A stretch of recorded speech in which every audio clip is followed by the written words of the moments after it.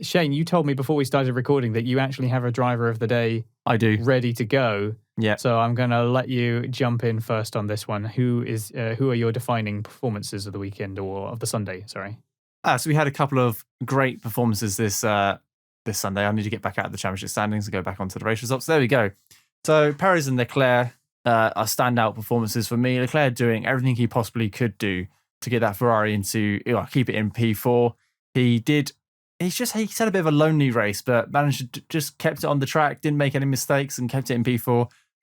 He's not off the pace when you can consider that he's only 10 seconds behind one of the Red Bulls, but 52 seconds behind the leader is a little bit slower. Ricciardo stepped it up this weekend. Not quite Monza standard, but he stepped it up, beat his teammate, which doesn't happen very often in qualifying and on track. So definitely a foot in the right direction. And Tsunoda actually bringing home 2 points as well after a very difficult year for him.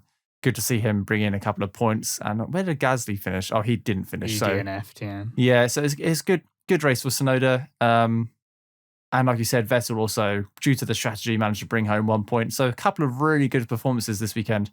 But my driver of the day, my personal driver of the day, is Sergio Perez, because multiple podiums, and he's done that a couple of times this year. And I know it's driver of the day, and I've just pratted on about his podiums throughout the whole year. But without a drink system, a really demanding track, kept it in P3, somewhat helped with the strategy. He's doing everything he possibly can to keep that Red Bull seat. Obviously, we know he's got it for next year. But given that Red Bull's a little bit up and down with their drivers at the moment, they have been known to be a little bit up and down with their drivers.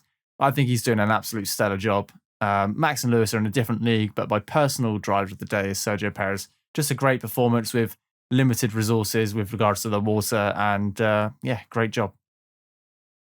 Yeah, I also agree. Leclerc, like you mentioned, had a very impressive performance pace-wise. I think if that Ferrari was mechanically on par with the Red Bulls and Mercedes, he'd have been up there fighting for the win, I reckon.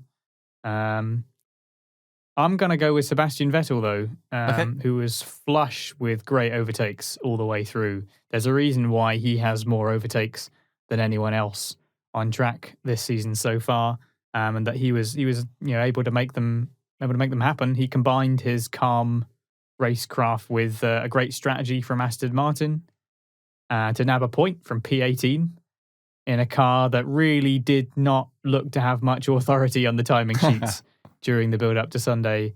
I think quite a few of his moves are missing from the broadcast, sadly. A lot of them were. Because of their rather insipid insistence on showing unrelated famous faces on screen whilst there's a race going on.